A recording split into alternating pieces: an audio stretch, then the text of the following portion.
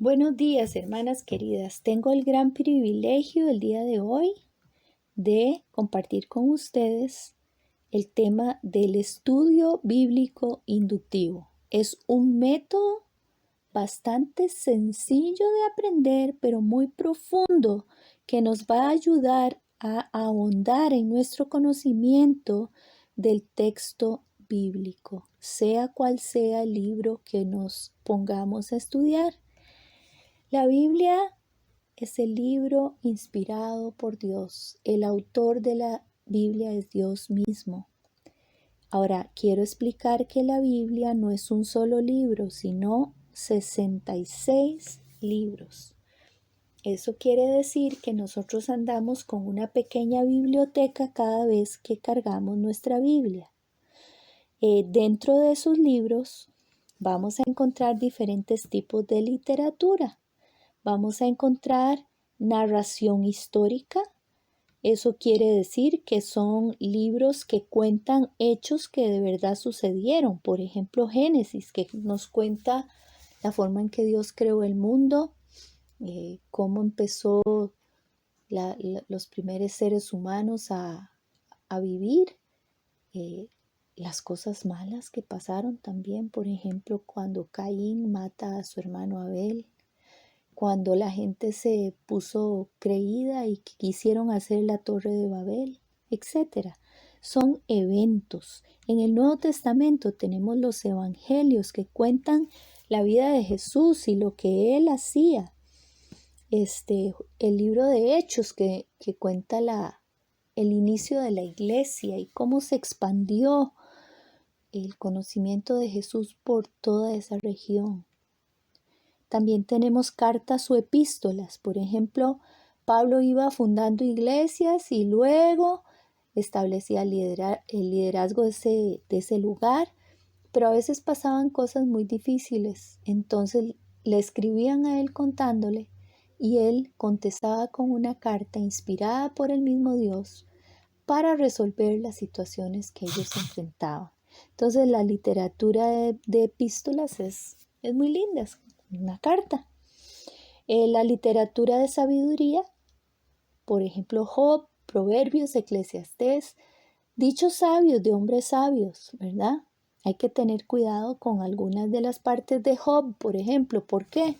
Porque al final del libro, si uno no lee todo el libro, no se da cuenta de que Dios estuvo muy enojado con los amigos de Job por las cosas que le dijeron, que no fueron sabias. Mezclaron verdades, medias verdades y mentiras en lo que ellos dijeron. Entonces Dios los redarguye. Entonces siempre es importante leer todo el libro. Otro tipo de literatura es la literatura poética, por ejemplo, Salmos y el Cantar de los Cantares. Hay que llegar a entender cómo era la poesía hebrea. Resulta que la poesía hebrea es muy diferente a la nuestra. La nuestra a veces se basa mucho en que haya rima entre las palabras y todo. Los hebreos, más bien ellos lo que hacían era contrastar o comparar pensamientos, pero no tenía que ver con rima de palabras. Entonces todo esto es importante. También vamos a encontrar literatura profética, por ejemplo, Isaías, Jeremías, Lamentaciones, también los profetas menores, Nahum, Malaquías, Zacarías, etc. Los profetas menores se llaman así porque son libros más cortos, tienen menos extensión y solo por eso se llaman menores, no porque no sean importantes. Luego hay literatura apocalíptica que habla del tiempo del fin. Apocalipsis y el libro de Daniel. Daniel está en el Antiguo Testamento, pero ya hablaba de las cosas que van a suceder al final de los tiempos. También encontramos parábolas como la de la ovejita perdida, el sembrador, el trigo y la cizaña, etc. La literatura de parábolas es sumamente importante y hay que saberla interpretar de acuerdo a su género. Bueno, vamos a reforzar un pensamiento muy importante. Dios es el autor de toda la Biblia. Él fue el que inspiró a los autores humanos. Y por ende la Biblia está llena de verdad, porque fue Dios mismo el que la dio. Entonces, ¿para qué nos dio su verdad? Para que tuviéramos lo necesario para una relación con Él y para poder vivir nuestra vida aquí en esta tierra de una forma que lo honre, para que podamos conocer a Dios y para que podamos llevar a otros a conocerlo a Él. La Biblia es la que cuida nuestra vida espiritual.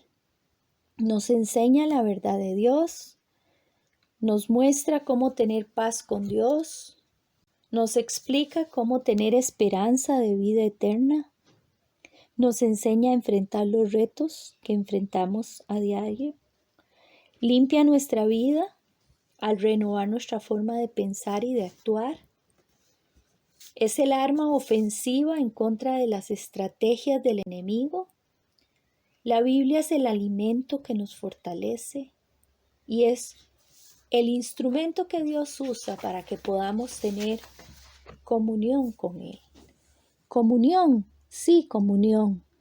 Esa relación íntima, cercana con Dios, donde hablamos con Él y le contamos cómo nos sentimos en oración y luego Él nos contesta a través de su palabra. ¡Qué maravilloso!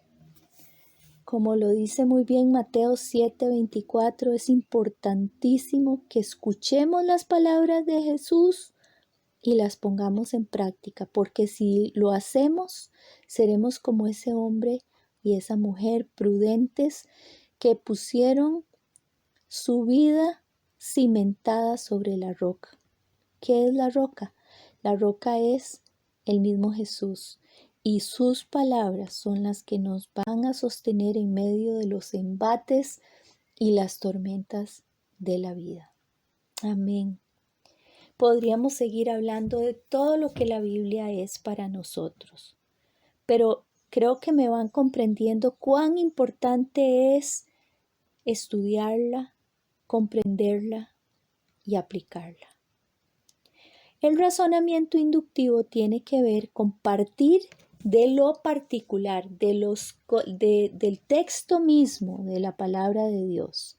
Y una vez que estudiamos minuciosamente el texto, vamos a poder llegar a hacer generalizaciones o llegar a los principios universales que ese texto enseña.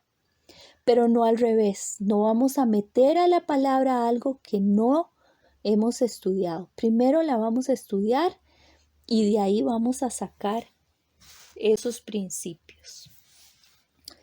El método inductivo tiene 4 pasos básicos que son observación.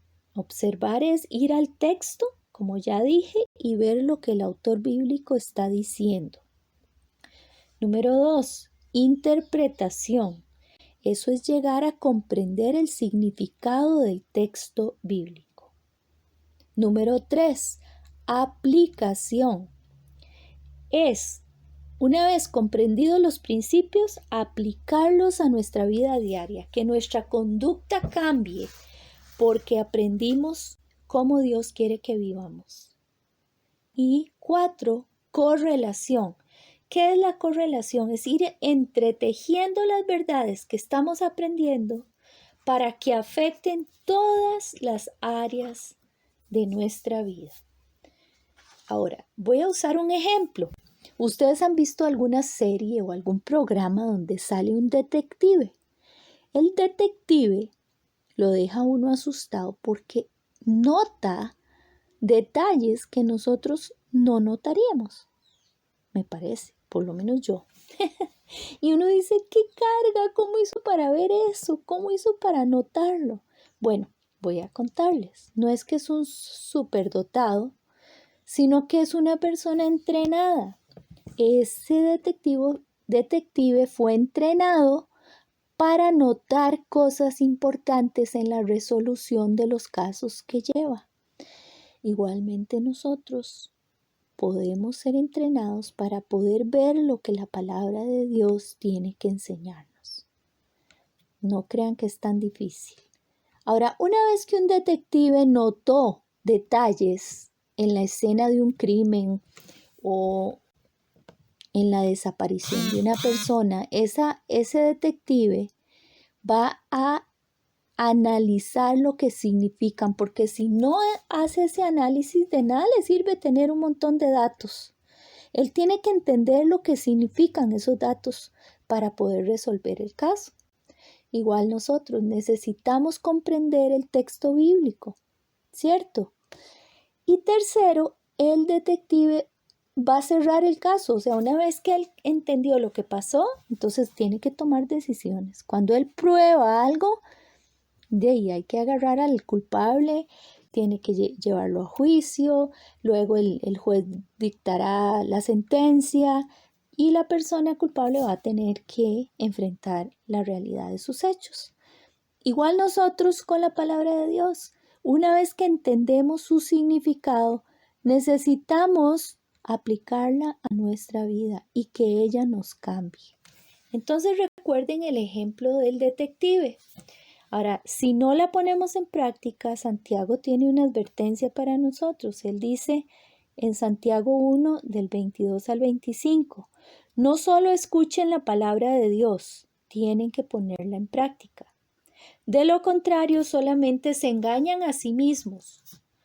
Pues si escuchas la palabra pero no la obedeces, sería como ver tu cara en un espejo. Te ves a ti mismo, luego te alejas y te olvidas cómo eres. Pero si miras atentamente en la ley perfecta que te hace libre y la pones en práctica y no olvidas lo que escuchaste, entonces Dios te bendecirá por tu obediencia. Muy bien, entonces recordemos rápidamente que la unidad de estudio que vamos a coger va a ser el libro. En el caso de ustedes, de una vez les voy a decir cuál es la tarea de esta semana. La tarea de esta semana es leer el libro de Ruth. Solamente tiene 4 capítulos, pero usted va a buscar un tiempo en el cual pueda leer los 4 capítulos de seguido. Si a usted le cuesta leer o tiene alguna situación con sus ojitos o cualquier cosa, saben, existen Biblias en audio y usted podría escucharlo y escucharlo muchas veces para que llegue a entender lo que dice el libro de Ruth. Y va a venir al libro de Ruth con estas preguntas. ¿De quiénes se habla? ¿Qué personas se menciona? ¿Qué es lo que está pasando? Los eventos. ¿Qué pasa en el libro de Ruth? ¿Cuándo pasa? No va a decir una hora y una fecha, pero usted notará que hay palabritas como después de esto, antes de esto, luego, al caer la tarde, etcétera, palabritas que tienen que ver con el cuándo. Fíjense dónde están ocurriendo los hechos, como un buen detective, dónde suceden los hechos. Nombres de ciudades como Belén, tal vez otras, los campos de Moab, por ejemplo, ¿verdad? ¿Cómo suceden las cosas? ¿Cómo reacciona Noemí? ¿Cómo reacciona Ruth? ¿Cómo reacciona Orfa, por ejemplo? Y luego se van a preguntar, ¿por qué? ¿Por qué la familia de Noemí se fue de Belén? ¿Por qué ahora Noemí está regresando a Belén? Etcétera. ¿De acuerdo? Esa es la tareita. Podríamos hablar muchas más cosas, pero por ahorita no quiero cansarlas demasiado y nada más quiero que recuerden esta tareita porque la vamos a necesitar para la próxima semana para poder avanzar un poco más en nuestra aventura de aprender estudio bíblico inductivo. Las quiero mucho, le pido al Señor que esto sea de bendición.